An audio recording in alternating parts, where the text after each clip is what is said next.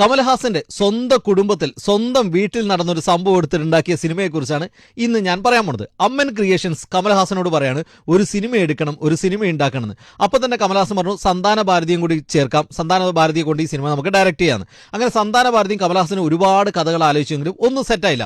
ആ സമയത്താണ് കമൽഹാസൻ ഒരു വിദേശ ട്രിപ്പ് പോയി തിരിച്ചു വന്ന ഉടനെ സന്താന ഭാരതിയെ കണ്ട് കമൽഹാസൻ പറഞ്ഞു നമുക്ക് ഇങ്ങനെ ഒരു സിനിമ എടുത്താലോ, അല്ലെങ്കിൽ ഈ ത്രെഡ് വെച്ചൊരു സിനിമ എടുത്താലോ. സന്താന ഭാരതി പറഞ്ഞു ഇത് പൊളിക്കുന്നു. അങ്ങനെ അവർ കൊടൈക്കനാലിൽ പോയിട്ട് ഈ കഥ എഴുതാൻ തുടങ്ങി. അങ്ങനെ എഴുതി റെഡിയാക്കി പ്രൊഡ്യൂസറോട് പറഞ്ഞപ്പോൾ പ്രൊഡ്യൂസർക്ക് ഓക്കെയാണ്.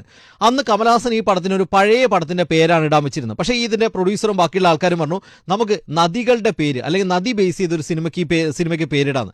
അങ്ങനെ കമൽഹാസൻ ഇട്ട പേരാണ് മഹാനദി. ഇനി ഈ സിനിമയുടെ ഏറ്റവും വലിയ പ്രത്യേകത എന്താണെന്ന് വെച്ചാൽ ഇതിൽ ഒരുപാട് നായിക ക്യാരക്ടർ ഉണ്ട്. അവർക്കൊക്കെ ഈ സിനിമയിൽ നദികളുടെ പേരാണ് ഇട്ടിരിക്കുന്നത്.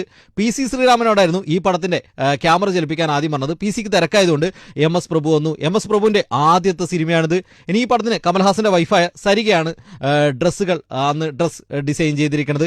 ചേരൻ ഈ പടത്തിന്റെ അസിസ്റ്റന്റ് ഡയറക്ടറായിരുന്നു. ഈ പടത്തിൽ വർക്ക് ചെയ്തിട്ട് ആ സമയത്ത് കമൽഹാസന്റെ പെരുമാറ്റമൊന്നും അത്ര സെറ്റായിരുന്നെന്നും പിന്നീട് ചേരൻ ആരോപണം ഉന്നയിച്ചായിരുന്നു. ഇനി ഈ സിനിമയുടെ കഥ എങ്ങനെ ഉണ്ടായെന്ന് വെച്ചാൽ കമൽഹാസന്റെ വീട്ടിലൊരു വീട്ടുജോലിക്കാരനുണ്ടായിരുന്നു. ആ വീട്ടുജോലിക്കാരൻ കമൽഹാസന്റെ മക്കളെ തട്ടിക്കൊണ്ടുപോകാൻ ഒരു പ്ലാൻ ഇട്ടൊരു സംഭവം ഉണ്ടായിരുന്നു.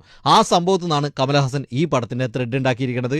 ഇനി ഞാൻ പറയാം, എനിക്ക് ഏറ്റവും ഇഷ്ടമുള്ള കമൽഹാസൻ സിനിമ ഇതാണ്. ഞാൻ ആദ്യം കണ്ട കമൽഹാസൻ സിനിമ ഇതാണ്. ഏറ്റവും ഇഷ്ടമുള്ള കമൽഹാസൻ സിനിമ ഏതാണ്? ഇതിനിടയിൽ കമന്റ് ചെയ്യൂ. ഫോളോ ചെയ്യാൻ മറക്കല്ലേ.